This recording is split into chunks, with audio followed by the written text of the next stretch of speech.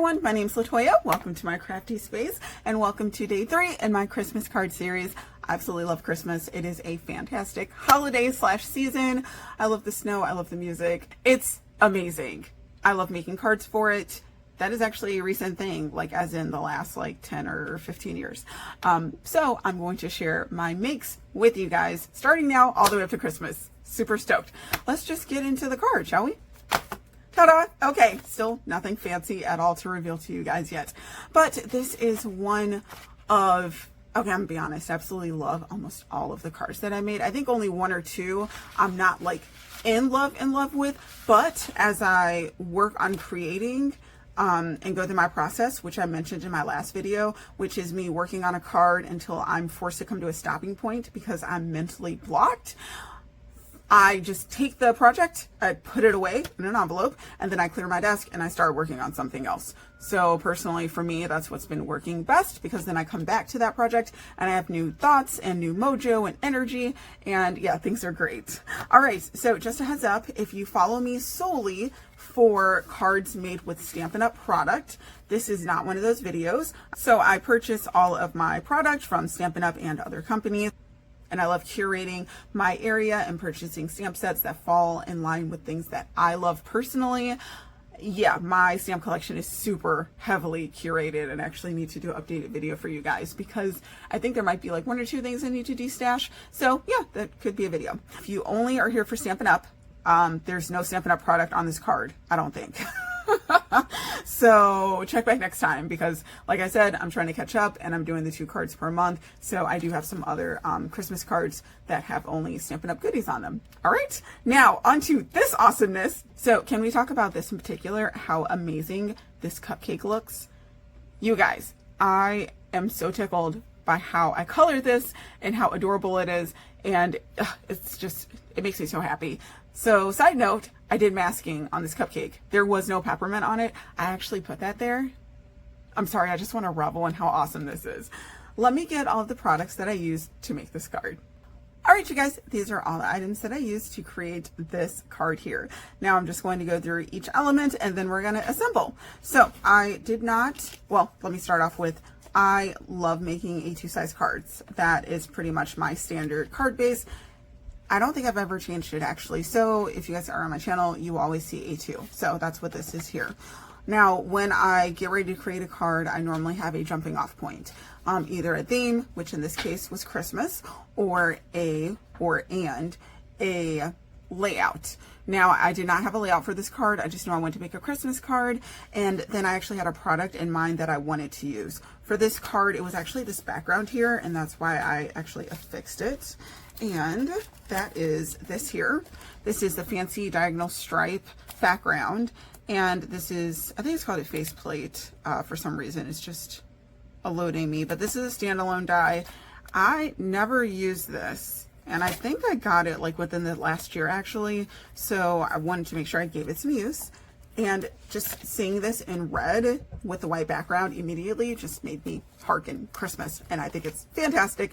And guess what? Added bonus, I can make a million of these until the die breaks, but this is Pink Fresh Studios. It's great quality, so I'm not really worried about that.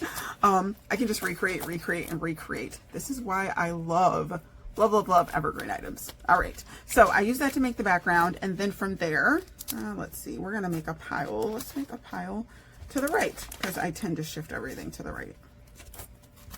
So after I did that, I thought about peppermints, and I was like, okay, cool. Let me take out some peppermint stamps. And from that, as you can see, I have these 2 peppermints here that I colored with some of my Copics. As you can see, I'll lift my Copics over here. So these 2 peppermints are from, whoops, this Lawn Fawn set, and this is the Sweet Christmas set. I love Lawn Fawn. I have a whole container and a half full of Lawn Fawn products that I absolutely love. Again, my stash is curated. I don't purchase every single Lawn Fawn stamp set. It needs to fall in line with what I love and be aesthetically pleasing, so on and so forth. So I love that there are just 2 different size peppermints in this set, and I was just like, you know what, I'm gonna stamp some of these out and play with them. And then I gave them a color, and this was my first time. I think this was my first time coloring peppermints this year. So, you know, I did a little bit of a cool tone with the dark red, and I really like how those turned out. So I also then thought, hey, since I'm doing sweets, you know, peppermint, I brought out, now this stamp is by P13, and I actually found this, I think it was on either Simon Says Stamp or Etsy. And this stamp set is called, I believe it's Sugar and Spice, because it says part of the line, but it doesn't have any other identifier apart from like this serial or code number here on the back. When I saw the stamp set, I was in my buying birthday and sweets phase, and this was also last year, again, me curating my stash, and I'm like, okay, I want some candy, I want cute candies, I want like decoration on the candy. Look how sweet these are. And these are also like the perfect size. They're not too big or overwhelming, and I can use multiples on one card. And when I saw this cupcake, I screamed, but obviously I needed another reason to purchase it apart from the cupcake, so I was really happy with these candies. This cupcake is so fudging cute, you guys. I ended up taking that cupcake after I stamped it out, and I thought, wouldn't that be just adorable with one of those peppermints tucked on it? So I did some masking. Now, if you don't know what masking is, let me know, and I can do a little YouTube short and show you how I actually created this cupcake. Because all you do is stamp out this image here, and then you stamp it out again. You place the secondary image over the first image, and then you stamp what you want where you want. And then it varies. It just depends on what you're trying to do. If you want something in the foreground or the background. So yeah, I just love this so much. So after I stamped this out, I gave it a color, kept the peppermints in tune, same shade. Now there was a little bit of anxiety, because if you don't know, when I don't use my Copics for a long time, to start back Copic coloring, it makes me a little anxious, and I overthink color combinations and ways to flick, all that jazz. So that's why it's been nice to be consistent and at least doing swatching with Copics. So I suggest that with any of your alcohol markers if you're a newbie or oldie. So anyhow, that's what I did here, and I absolutely love this. All right, so after I did that, I was like, okay, these things are just floating. I don't want just floating elements, so I need something here. And so that's when I took out my Vintage Ledger by Unity, and I was just going through like my grunge, like note stamps, just stamps with like nothing on them. And of course, this was uninked, and again, complete shame. So I was like, let's see if I can get this to work for me. I stamped it out, as you can see here, just on a printer piece of paper. Oh, look, that says Somebody. Isn't that cute? I need to play with that stamp set. I think that's by Tailored Expression. Okay, anyhow. So I stamped it out, and then I was like, oh, you know, I have so many stamp sets. If you have not seen some of my videos, I have a lot of different stamps with small sentiments, and I could just, you know, stamp it on here, make it look like a really original and cute Christmas receipt or something along those lines. So after I did that and placed it here, I was like, okay, I like the look of that. So I stamped it out in black, and then I got to work pulling out bits and pieces just to make this look absolutely stellar. And as you can see here, I did a fake stamp off again, The Sweetest Season of All. And let's see, I'm missing one stamp set. Let me get that. Okay, I found it. I thought it was Stampin' Up. It is not. It's this here. So The Sweetest Season of All is from Echo Park Paper Company. This is Santa Claus Lane. You guys, how cute is this? So cute. So cute. And as you can tell, this stamp set went totally unused, and I was just dying to use this, so I'm happy I pulled that out. All right, so as you can see, I stamped that off just to make sure it was hunky-dory on my first stamp, and then I did a little test piece here to make sure I wanted it where I wanted it, and then I took out, and this is the Mrs. Baking Company, I'm sorry, this is the Mrs. Claus Baking Company stamp set by Jaded Blossom. Look how adorable these images are. I'm pretty convinced that I can make cards with my stash for like the rest of eternity. I own so much stuff, especially Christmas stuff. It's ridiculous. So I ended up taking the Mrs. Claus Cookie Company, the signature here. I love, love, love, love, love, love, love, love, love this font. I love cursive. Personally, I love writing in cursive. I love journaling. I've been journaling since I was little, so I'm a big cursive girl. And when I see stamp sets that have cursive, that's just lovely and reminds me of my own penmanship, I'm all over it. Aside from that, who does not want all of these adorable little sayings and such just to put on a card or a tag if you make tags to gift someone some cookies or something? Oh, my heart. So I stamped that here, and as you can see, it came out absolutely perfect in red against the black with the sweetest season of all. I took out then my little box here, and I didn't have room on my desk. As you can see, it's an old Stampin' Up! Box that I decided to use just to house my randos. If we open this up, you'll see that I have a thing for coupons. Easter, Christmas, I just have a thing. Valentine's Day, coupons, it's my thing. So I ended up taking out this paid stamp here, and I think this was just like an Etsy purchase. And as you can see, I stamped on the side so I can easily find it. And I decided to stamp on this tag because I thought it would be really cool for it to just say paid. I don't know, just like a little simple element, right? Okay, now let's close this without breaking it. All right, then from there, I knew my card was not finished. I felt like my cupcake was just drowning in all of the elements here, but I wanted all of these elements. So I decided to just have this popped up and be kind of like a focal point.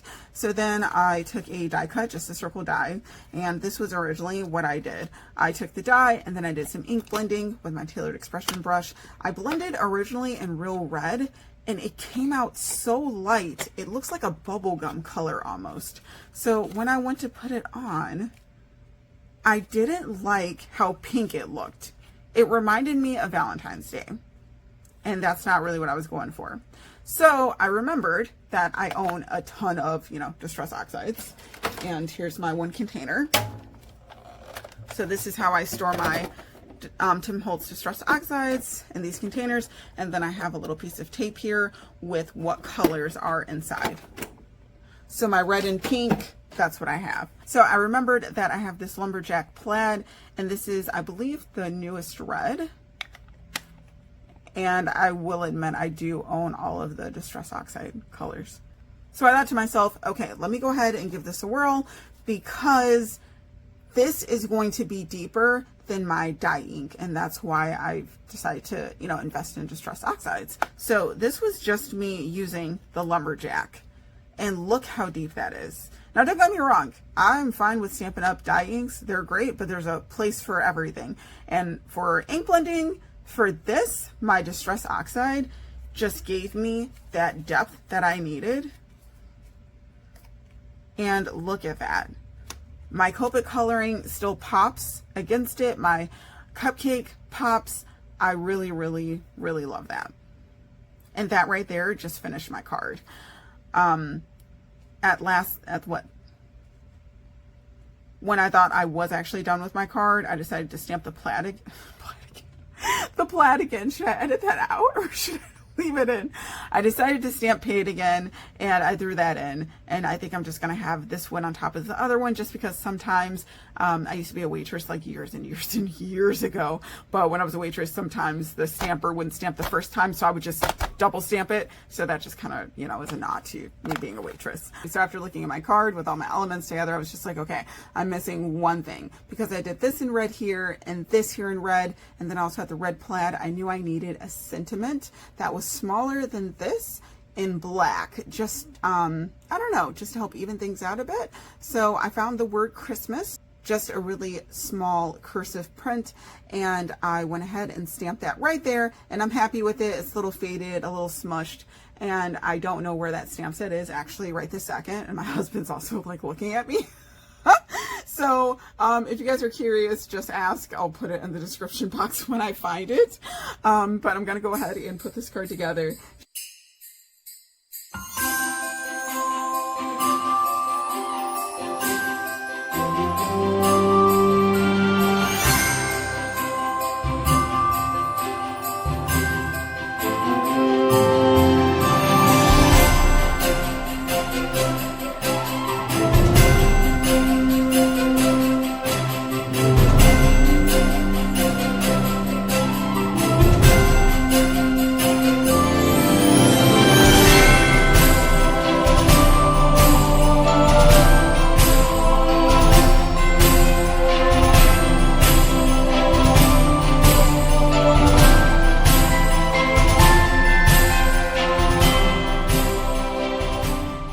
guys, my card is done. My camera actually died before I got to finish fixing this part on camera, but this is the finished product.